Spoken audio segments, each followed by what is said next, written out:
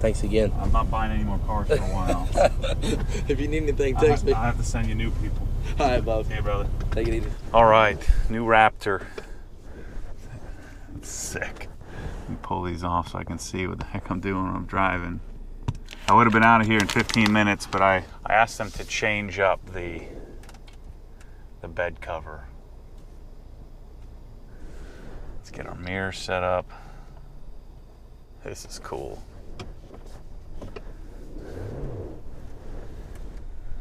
There's my center console area. Oh man, I got my 360 cam. I decided to add that. Figured why not. So bye-bye, say bye-bye to the Tahoe. Holy cow, this camera's awesome. I'm gonna get used to this and not be able to back up ever again. So it's about an hour and 45 minutes home. I wanted to talk about my initial impressions. I haven't driven one of these. So this is the first time I've even sat in one. I saw a bunch of them at SEMA.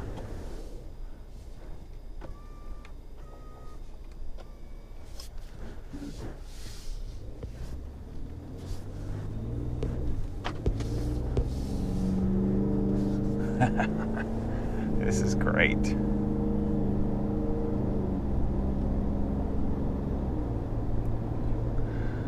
So let's see. I feel like I'm sitting up really high. Ah, there we go. That was the deal. The seat was all the way up. I always like to sit upright. That's much better. Now I can bring the steering wheel down. I always like to have the steering wheel all the way out and down right at the level where I can see see everything, but it's right at the edge, without me having to look down.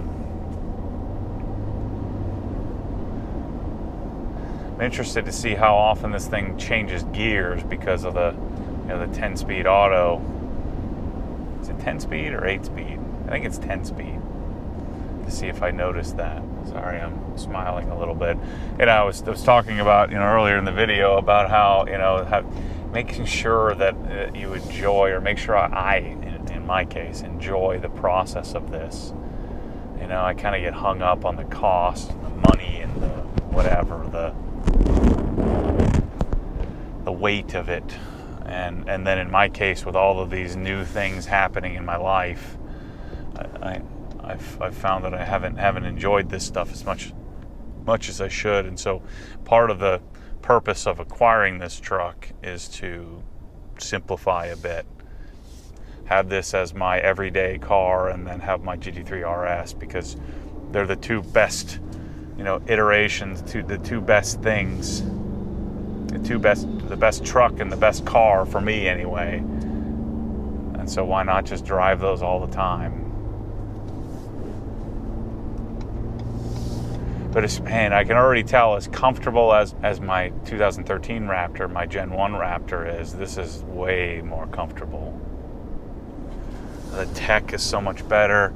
I'm gonna play with the audio system here in a little bit after I talk you guys through this whole process. And I'm gonna have to get Michelle one of these too. We'll have two new Raptors. The steering wheel is better. Still lots of plastic, very GT350-esque, with all the buttons and controls. So that ought to do well. I have the B&O system, B&O audio system. Again, I didn't do any of the carbon fiber accents. I didn't do the orange stitching. I wanted the basic interior.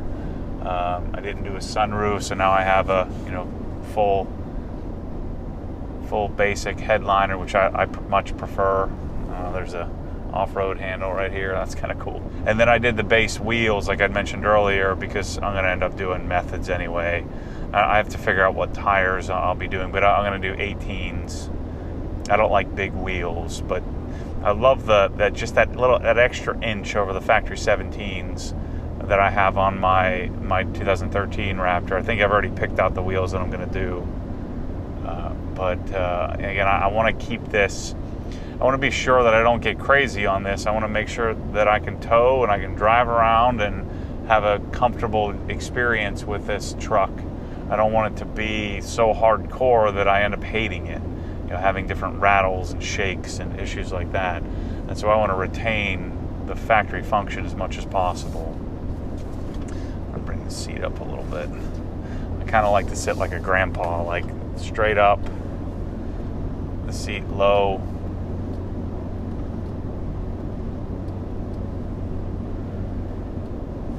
And then relatively flat back. I'm gonna have to raise the headrest up here. I don't know if I can do that when I'm driving.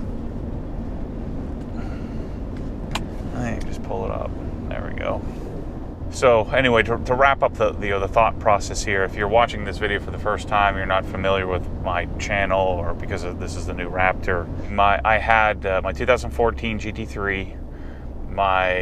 With 15,500 miles on it, my GT350, which of course Adam LZ bought. My friend Adam bought that car from Weikert that I traded in on this, or pre-traded on this. So I had that car, had my S2000, and then I had Michelle's car, and then my Raptor, my 2013 Raptor. And the struggle here, and the reason why I haven't been enjoying this whole process of owning these cars that I've always wanted, was because I had too many of them. I think this is the epiphany. I've learned my lesson that for some people having a bunch of cars is fine, and maybe I'll come back to it at a different point in life. But right now, where I'm at, it just doesn't feel right.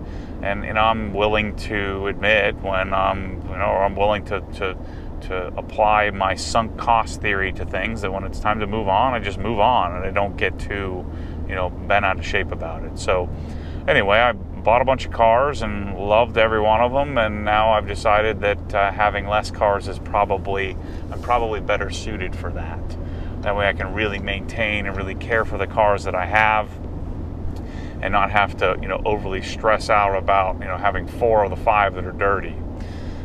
And so it occurred to me that I really would like to have the new Raptor as my daily car.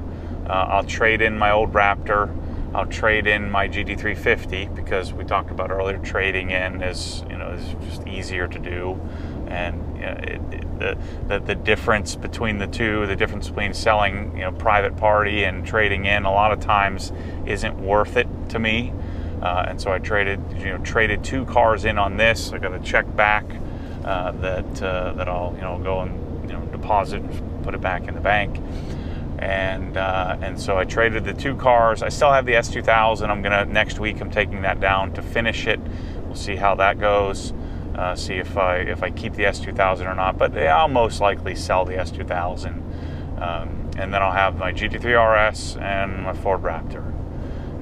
When I bought my 2013, I never really expected to like it as much as I do, and never expected to drive it around probably 60% of the time.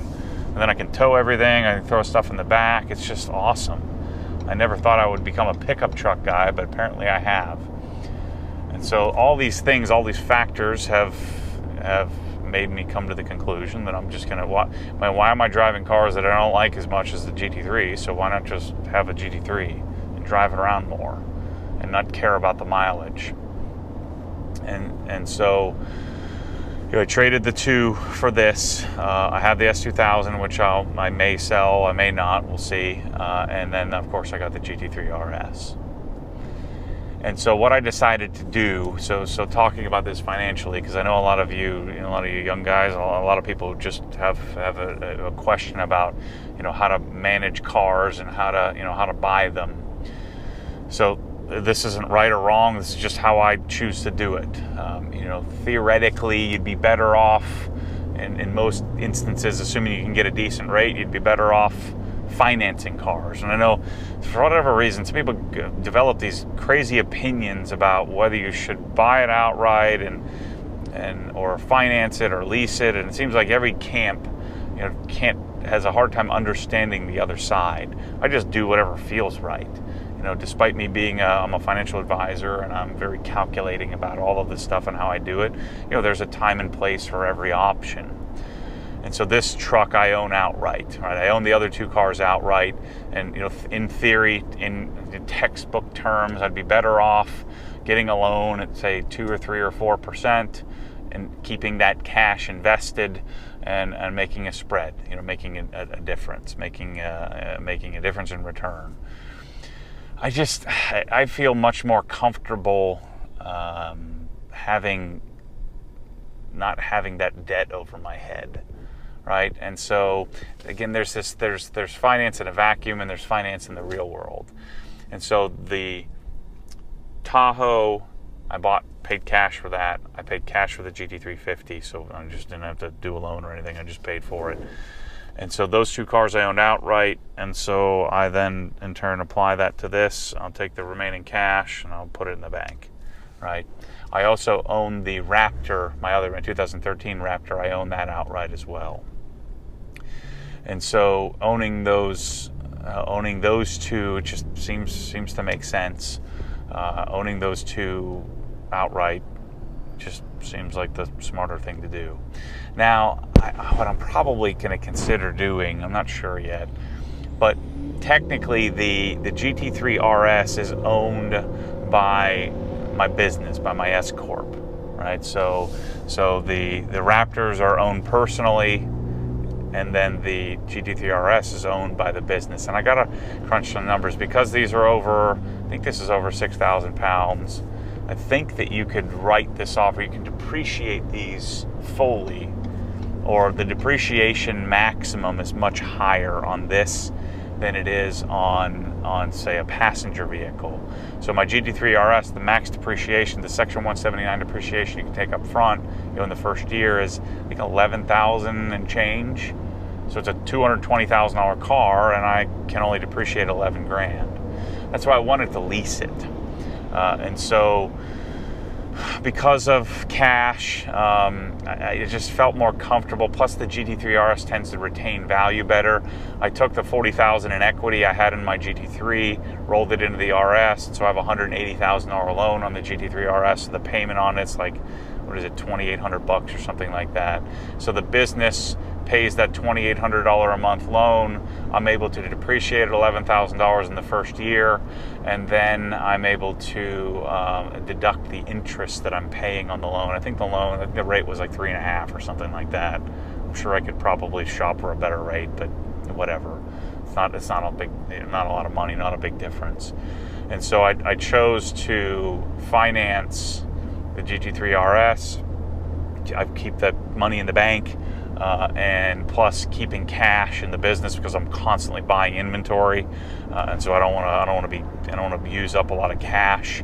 Plus, I wanted to buy it through the business, and the Obsessed Garage doesn't have that much cash yet, so I don't have $200,000 in cash that I could pull out and buy the car.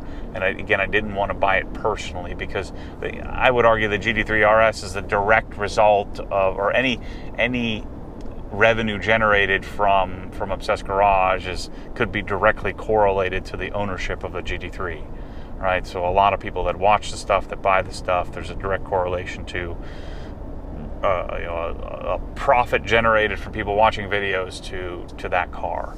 Right, and so if I get audited at some point, I think it's going to be my CPA is going to be able to easily prove that case of why it would make sense or why it's justifiable. And so I wanted to lease the RS because then, rather than me being able to depreciate at 11 grand and take the interest, for which isn't going to be significant, a couple $1,000s a year, so rather than being able to take just the interest deduction, you book the car as an asset and depreciating it very minimally. Instead, with a lease theoretically, if you're assuming it's 100% used for business, which I probably wouldn't have claimed that, I probably would have claimed 80-20 or something like that. So 80% of a roughly $3,000 a month lease payment would have been deductible.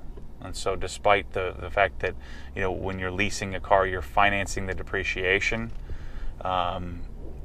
I just think it made a lot more sense to lease the thing. The math did. But then when the lease terms came, I had to put tons of money down. The interest rate wasn't good, and then the residual buyout wasn't great. The math didn't work. So a large percentage of any tax benefit or tax savings was offset by the terrible terms in the lease.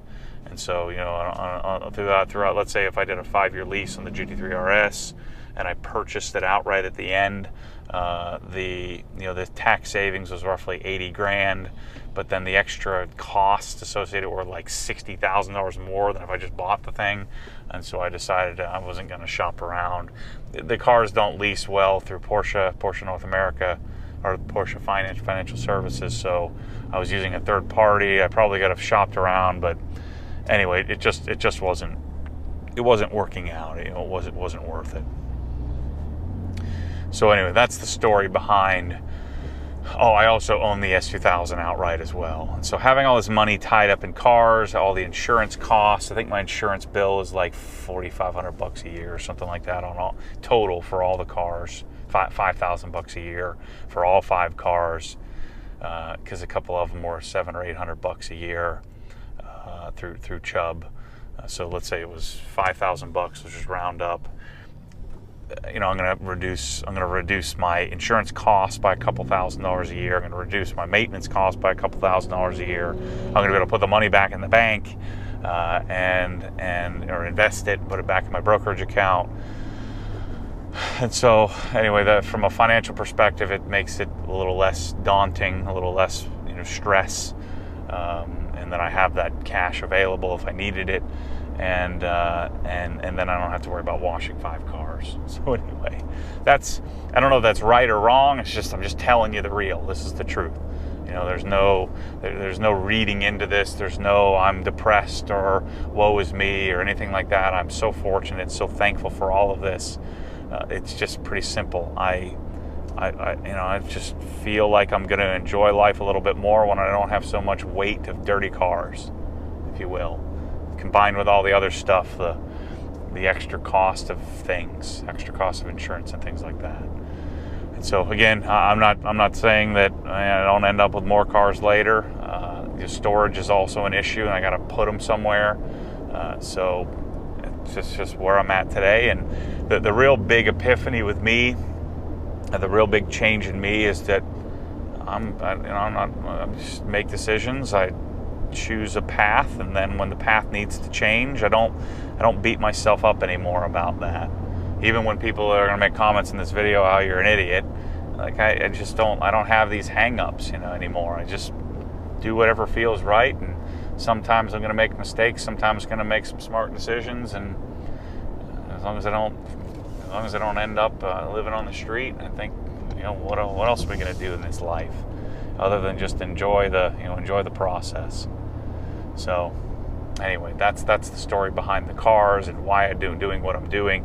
Again, the S2000 is still up in the air. Again, I don't need the cash, but I don't know if I'm not loving the S2000. Take it to a couple of events, maybe take it down to Sebring and take it around the track a couple times, and see if I fall in love with it.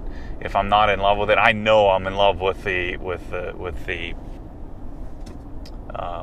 GT3 RS. I know, that's awesome. These trucks are fantastic. I love this thing. I already know. I haven't even been talking about the darn truck.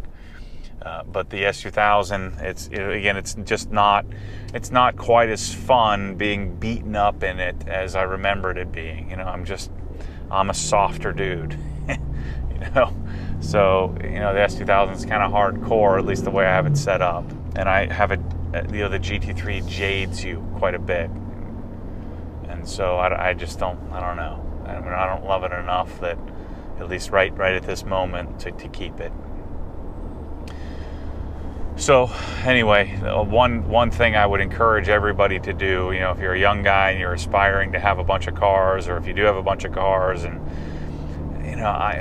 the lesson learned in this whole acquisition of too much is that I find myself not in the present. and I have all this stuff happening at once, I want to be present and I want to enjoy the process. I want to obsess over crafting and getting this car or getting this truck set up the way I want. And doing that when I have 25 different parts laying on the floor of my car, or laying on the floor of my garage or my wash bay, I just know that I'm not, enjoying the process as much. So here we are. We're 20 miles in, 15 miles in to the drive, and the truck is so easy to drive. This defaults, so the auto stop start is on this. Most vehicles, the auto stop start would be defaulted off, or you at least can adjust it.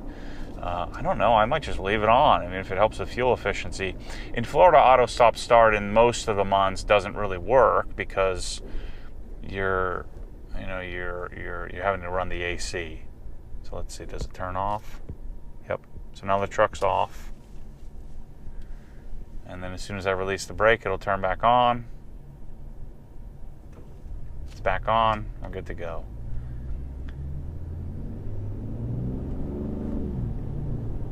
So one thing, the sound, even stock, it's pretty darn quiet. So, which is good because I don't want to hear the sound of this twin turbo V6. So again, you can hear it to some extent. I think they pipe some sound into here too. But it's not bad. The one thing I don't think I'm going to mess with is the exhaust on this. I don't know that I want to amplify it. We'll see as more time goes on and more companies come out with exhaust and more information gets provided, and we'll see if somebody wants to send me an exhaust. Again, I think I want to keep this truck a little simpler. It's already so modded out right from the factory that I don't know that I want to mess with this all that much. Hey, Matt. What are you up to? Just doing work and stuff, being a big shot, living the life. Did you eat lunch yet? I didn't. You want to go get some lunch? Sure. You want to eat with little old me? Yeah, just a little Brian. A little. No more CrossFit Brian. Oh boy, yeah, boy, you don't even want to look at me. It's bad right now, brother. Hey, I'm with. I know you wanted to look at me before. I'm with you. Really... I'm with you. I'm in a world of hurt from a month of traveling and eating like an idiot. But I think something clicked, so I'm working on it. Hey, so do you want... I'm in coming up on 192.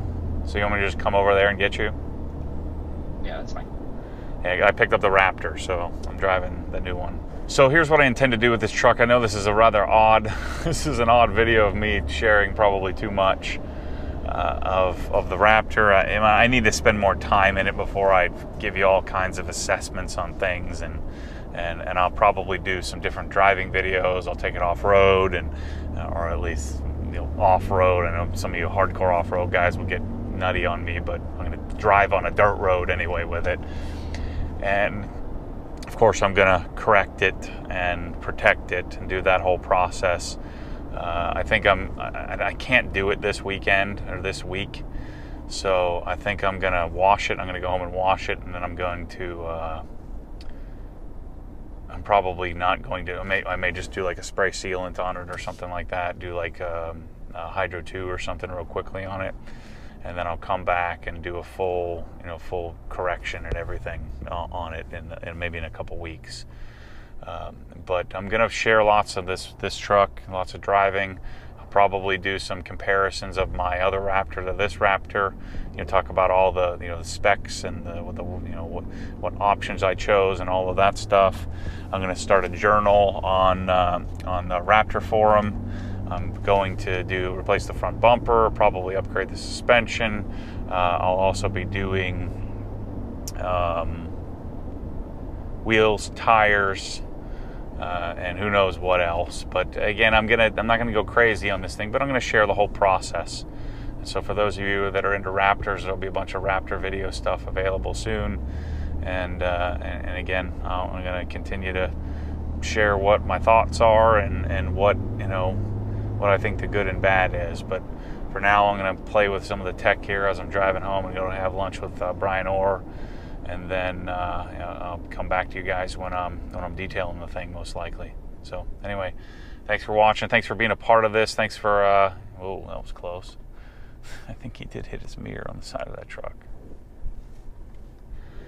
So thanks for watching. Thanks for allowing me to share this information or share this stuff. I guess you didn't really have a choice. I'm putting it out there. So I guess just thanks for watching it. And as always, stay tuned for more crazy. Hopefully a little bit less crazy, as I now have less vehicles to worry about. Anyway, thanks for watching.